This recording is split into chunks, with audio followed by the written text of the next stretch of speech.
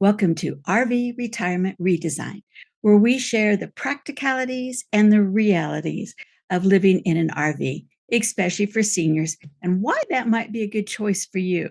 My name is Robin, and I have lived in an RV for the last 6 years until recently.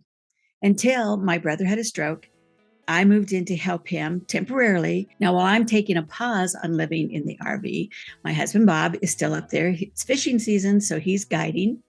And Jim and I are planning for the future. We're getting him healthy, and we are in the process of creating a master plan that will take us over the next 2 years into a C-Class motorhome that we're going to travel the winters with, and Jim's going to come along. And today's topic is all about the importance of some of the documentation that you have with you when you have not just these kinds of travels, but this type of season in life, the season of being a senior. And this session today is all about the most important papers that you can carry with you and have available to you and your family in this season of life. And it doesn't matter if you're 26 or 60, if you want your wishes to be followed, anytime you are incapacitated, whether you're ill or maybe it's even after you pass, then you need to have these 7 documents taken care of and available to your family and in some kind of form that can be available to emergency medical people or even the police should it be needed. Now, first and foremost, I need to say I am not a lawyer. I don't even play one on TV. So what I'm sharing is the information that I have learned and interpreted, and you really need to do your due diligence for yourself. And if you have a lot of assets, the first thing you probably need to do is to contact a lawyer. And you really should have them even if you don't hit the road, especially if you're parents or you are seniors. So what kind of documents are we talking about? We're talking about a last will and testament, a medical durable power of attorney, a general one, a living will, and other documents you want to have on hand, like proof of medical insurance and general medical information, copies of your driver's license, and proof of insurance for any vehicles that you have with you, registration and proof of insurance for your RV, and I have several tips and ideas for you along the way. I'll put the timestamps below, so if you want to just jump to any one of those or refer back to them, it'll be available to you. Why are these documents so important? Well, first of all, when you're a senior, the reality is you're not going to be around forever. And so when the season comes when you are no longer going to be able to travel, and you need help making some decisions, or maybe you're not available to make decisions, then these documents will have your directives and your wishes articulated in such a way that people will be able to follow them. Or if there's an issue or a concern, the law will make sure they are followed. Now, your last will and testament is a legal document, once it's notarized, that will ensure that the way that you want your estate in particular is handled will be taken care of. And our estates are not just for people who have multi-million dollars. Estate can be pretty simple as well. If there's a family member that you trust to be able to execute your will in the way that you have had it written, who knows where it is, maybe even has a copy of it, then this just expedites the whole process. I'll tell you, I buried both of my parents. And it was difficult when my mom died, who was killed by a drunk driver when I was only 21, because she did not have a will. And consequently, everything that my dad went through had to be put through probate. And that takes a while, and it's heart-wrenching. But when my dad passed, then he did have a will. I was the executor, and everything was lined out. And while death is never easy, it was an easier process to handle his possessions and his wishes because he did have this will. And you want to make sure that you have a will that is legitimate for your state, because some of the states do have different types of requirements. Another thing that you can do is you can utilize one of the programs online that can help you write your own will. Print it out. They do charge you for that. You may need to take it to a notary, and notaries are fairly easy to find. If you have a bank account or a credit union account, most of them have notaries that you can go and have your documents notarized, and they don't even charge you. There were a couple instances when Jim was in the hospital that we had to have some notarization, and we had mobile notaries that were able to actually come to the hospital. So they are available for you. Just Google it. Now, once you've included everything in your will, and I would make sure that obviously, if you're parents, you're going to talk about how to have your children taken care of, or if you have underage or incapacitated children, you're going to have that written into your will. But don't forget about your pets. What's going to happen to them? Who's going to care for them? How do you want them to be cared for?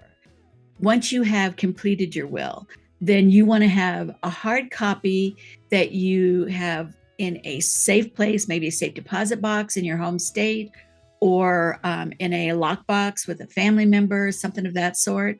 And then have a copy of it with you, and a digital copy, maybe in the cloud, that you could reach on your phone should you need it. Periodically, you will want to make sure that you've updated anything that needs to be updated in this will. You'll want to make sure, if you did assign an executor of the will, that they have a copy that they can have on hand should it or when it is needed. When somebody gets to the stage where they cannot handle their finances, and frankly, that happens fairly quickly when you're incapacitated, because you've got monthly bills you have, even if you're on the road. If you have a home, if you have other kind of assets that have to be managed, then somebody's got to manage those fairly quickly when you yourself are not available to do that. So it is wise to put down somebody, and it can be your executor, but it could be somebody different, who is willing, because you've talked to them about that, to take over your financial responsibilities, have access to your bank account, can sign your name on documents. And this is the person then, if you are not able to take care of your finances, can come in and take care of them for you. You can also have people added to your bank accounts with limitations. And so that's not a bad idea either. If you're away somewhere and something needs to be taken care of in town with your bank or whatever, you can't do it online the way you'd like to, then you could have somebody be able to go in and take care of that for you because they are on your account. Now, one of the most important documents that we found in this situation with Jim is you need to have a durable power of health attorney. It was really difficult when Jim had his stroke for me to be able to get any information from the hospital because I'm a sibling. I'm not his wife, and we're in Colorado, which is not a community property state. So even if I was a spouse, I may not have access to some of his information. Therefore, in this season in life, it is essential for you to have somebody who, again, if you are not able to make decisions, can make decisions for you. And as we go on, we're going to talk about some other documents that will make sure your wishes are followed. They are just the executor of your wishes. And by having these documents, it will ensure the people that you want to have knowledge of your health conditions will have access to it. We were lucky. Jim was coherent enough to be able to sign a healthcare power of attorney. And therefore, I was able to not only have access to information and to him during his time in the hospital, but also help make some major decisions along the way that we feel made a difference in his recovery. Again, not every state has the same kind of laws. So I really encourage you to make sure, if you are married or have a significant other, that you do want to make sure that they are named in your medical power of attorney and they do have a copy of it. I carry a copy with me. Even though the hospital has a copy, Jim's doctors have a copy, I carry a copy with me wherever I go. So if we're ever in a situation where he needs medical attention and somebody like an ambulance company comes along, I have those documents right there with me to be able to help make any decisions that need to be made for his health care. A living will. You've probably been encouraged to create one if you don't already have one. And there again, there are different ways that you can get your hands on one. You can also look online, and once you get a copy or have one created for you, it's really important that you fill it out and that you get it notarized, because this is what goes to the hospital. This goes to your doctor's office. And these are the details about, should you not be able to make a medical decision, what is it that you want done or not done? If you have a serious illness or other reason, you may have a do not resuscitate order. You may not want to be put on machinery once your brain is dead. There's lots of medical decisions that can happen to prolong your life that you may or may not want. So, this is something that is really important and can be at the fingertips of your doctors or your hospital when that last season of life arrives for you. Or if you're on the road and you have a serious accident or serious illness, these things will be with you and will make your life a lot easier, and particular those around you. It will make their life a lot easier. Part of that is because the decisions have been made by you, and you don't have a bunch of family members trying to argue or insist or try to enforce what they think they know you want or they want for you rather than what you truly wanted. There's another document that kind of goes along with this living will, and that is called the 5 Wishes. It is a little booklet that really kind of paints a picture of what you really want for the end of your life, what you want it to look like, what your 5 most important wishes are. And so this is a way not to make it just a legal document, but also to fill out so that your family can hear your heart, not just hear the words. Now, you can purchase these documents online, but I also have a link online for a free copy for you, a free digital copy. So I really encourage you to take advantage of this opportunity and not only download it, but actually fill it out. And if you want to get it notarized, it's not a bad idea. Now, in one of these sessions, we're going to talk about the whole medical protocol and how you can be healthy on the road, how you can keep your health taken care of on the road, and all of that. But I want you to think about making sure you have a copy of your medical insurance, not just your card, but whatever policy information you have, you should have that in your documents as well. I also encourage you to have a medical overview that you carry with you. This is mine, and it's just a little something I've created. I take it with me to the doctors every time I go because they always ask you about your medication and other kinds of things. And frankly, I don't have the time or the desire to type all those in. So I just give them a copy and leave it with them. I also have a link below on where you can get a blank copy of this document should you want one. I keep this document in my Google Drive.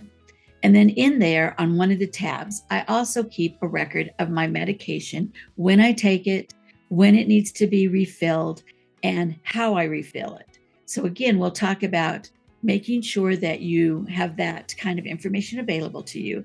And then when you're on the road, how do you handle medication that needs to come to you, either in the mail or how you can work with your insurance company and your pharmacy in getting those to you if you're going to be on a longer extended trip. I think it goes without saying, if you're going to be driving, you have to have a valid driver's license. So before you leave home, you want to make sure your driver's license is up to date.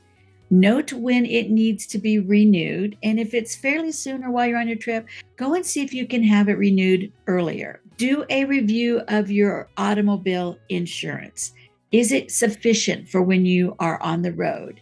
Is it, again, needs to be renewed or reviewed before you leave on your next trip? Have copies both electronically on your phone, accessible in the cloud, and paper copies that you can keep in the RV itself. This is true as well if you have a motorhome, because obviously it's a vehicle, and if you're pulling a recreational vehicle of some sort.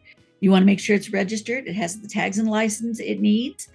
If you're going to be traveling in states that have toll booths and you're going to buy a pass, you might want to keep that documentation in the same compartment that you keep your registration for your RV or your motor vehicles in.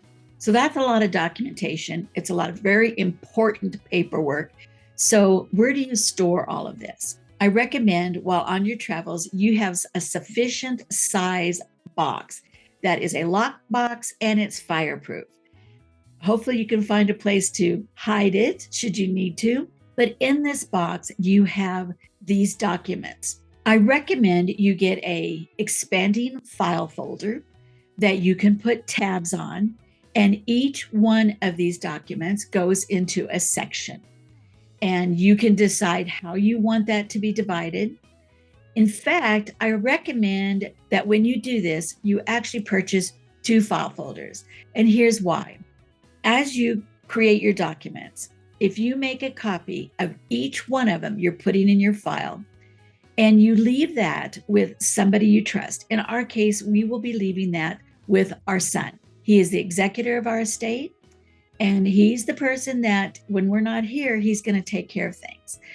And as I shared before, I took care of everything for my mom and dad, and it was hard. I'm just telling you, I was young when my mom died, my dad fell apart, and I'm the one who really had to pick up the pieces. When my dad died, I'm the oldest in the family, so I took care of everything. The reality is, this is not easy. And if you don't put things in place, your loved ones have to pick up the pieces. By having a copy both with you and with your loved one, you will always have the documentation needed if you get into a situation that you might need that, whether you're at home or on the road. These are important. And so many times people get excited about doing them. They really have the intention of getting them done. Sometimes they even fill them out, but they don't get them notarized. And until they're notarized, especially depending on the state you're in, it's not going to be worth the paper it's written on. So please be diligent and take care of these things before you hit the road and before anything happens to you. This is a gift to your loved ones. So make sure it's one wrapped up in a bow and ready to be given. Hey, thanks for watching. I really do appreciate it. And would you do me a big favor? If you like this video, would you like and subscribe?